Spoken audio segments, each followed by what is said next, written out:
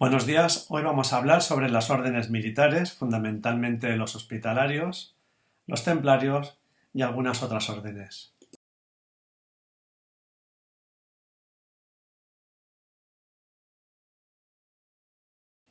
El nacimiento de las órdenes militares fue una de las consecuencias más notables de las cruzadas. Eran institutos religiosos y militares a la vez, dependían directamente del Papa y casi siempre su vida comunitaria se organizaba según la regla benedictina adaptada a la condición seglar y a las actividades guerreras, y esto daba lugar, lógicamente, a una contradicción entre lo monástico y lo militar y caballero.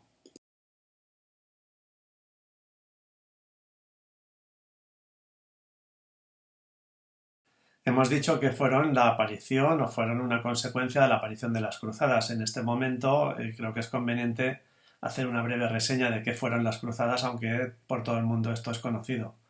Fueron una serie de guerras religiosas impulsadas por la Iglesia Católica en plena Edad Media. Dichas campañas militares tenían como objetivo recuperar para la cristiandad la región de Oriente Próximo conocida como Tierra Santa, la que esta tierra estaba bajo el control y el dominio del Islam desde el siglo VII.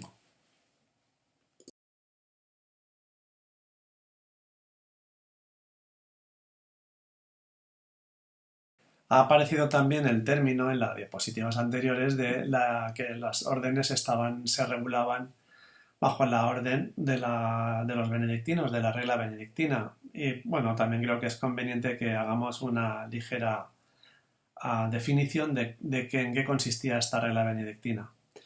Se resumía en el lema Pax, lo cual es una contradicción con lo que estábamos hablando antes de las órdenes militares. Y también el tradicional ora et labora, que a todos seguramente que os suena. Esta regla tuvo la mayor parte de su éxito fue porque encontró un término medio entre lo prosaico, digamos lo seglar, y el institucionalismo religioso más fuerte. Entonces, claro, esto permitió que esa regla tuviese gran acogida entre todas las órdenes religiosas y también dentro de la religión.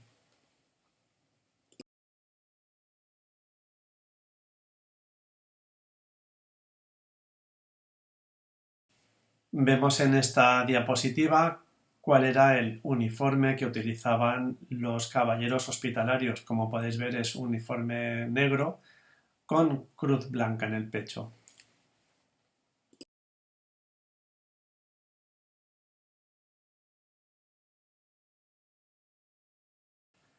La orden de los hospitalarios tiene su origen hacia 1408 y fue mediante la fundación de un hospital en Jerusalén.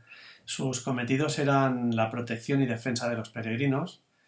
También podéis ver en algunos textos en la historia que se les denomina sanjuanistas, porque ellos tienen la advocación de San Juan el Limosnero, que era el patriarca de Alejandría.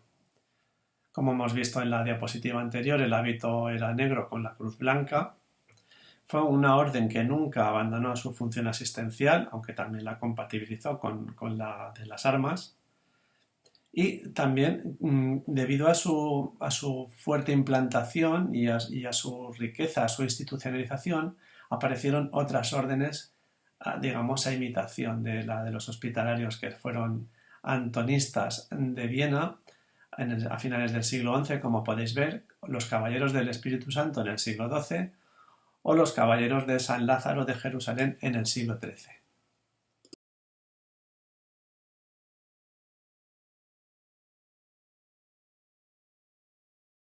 Aquí ahora nos encontramos con una imagen figurada representativa de cuál era el uniforme, los hábitos de la Orden de los Templarios, que como podéis ver es blanco con una estrella roja, pero en ocasiones también aparecían con hábito negro y estrella roja.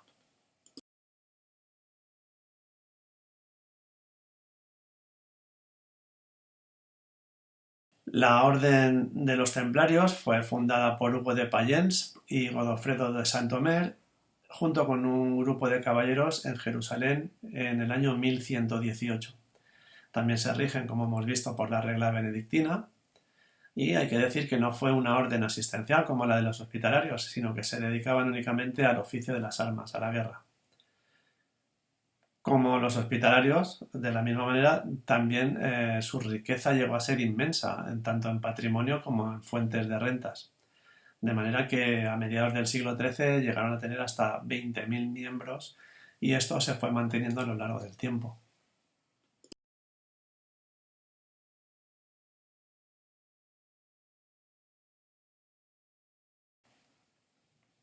¿Y cómo era la organización interna de estas órdenes? Bien, todas tenían a un gran maestre al frente, que era quien la dirigía, rodeado de su corte y de un restringido consejo. En algunas ocasiones, excepcionales o extraordinarias, también se podía reunir el que se llamaba el capítulo general con los cargos directivos. Las propiedades y las rentas se dividían por reinos y dentro de los reinos, que ahora entenderíamos como países, estaban, digamos, dirigidas por los prioratos, por el prior. Después, debajo de esta jerarquía de los priores estaban los bailíos y los comendadores, que a su vez tenían a su cargo los caballeros y los escuderos de la orden.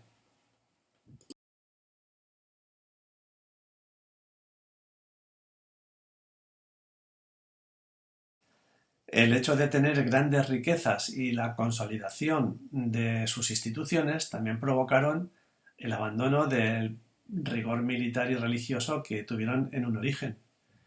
Dentro de, digamos, este proceso de decadencia paulatino, el peor momento fue cuando el Islam recupera los territorios y, por lo tanto, esas órdenes religiosas se ven derrotadas.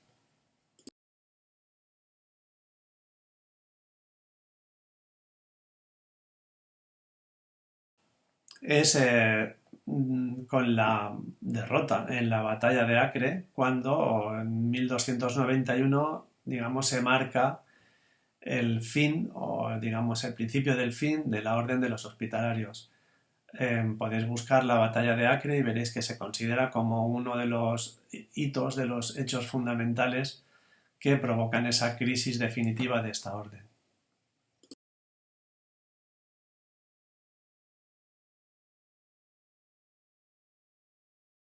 Como consecuencia de esta crisis de la que venimos hablando, los hospitalarios, la Orden del Hospital, se estableció en Chipre y digamos que para mantener su supervivencia quisieron fundirse con la de los templarios. Pero en aquellos momentos el Jacques de Molay, que era el maestre de los templarios, se opuso a esta unión de ambas órdenes.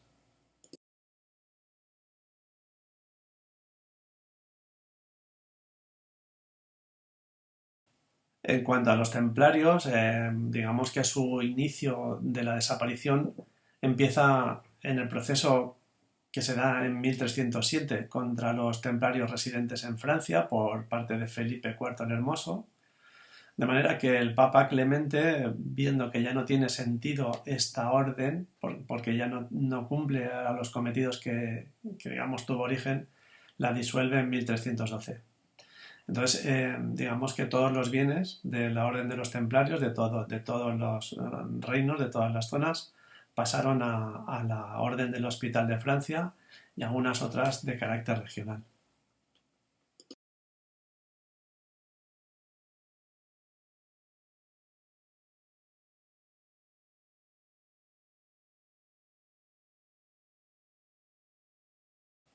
Ya para finalizar, también deciros que además de estas órdenes que tenían mayor importancia, según las hemos ido viendo, la del Hospital y Templarios y las otras, aparecieron también en la época en la que hemos hablado de posteriores cofradías militares, que eran organizaciones mucho más pequeñas, pero que sí que tienen el mismo espíritu de cruzada y el mismo espíritu de la necesidad de organizar formas de defensa para luchar contra el Islam allí en sus territorios.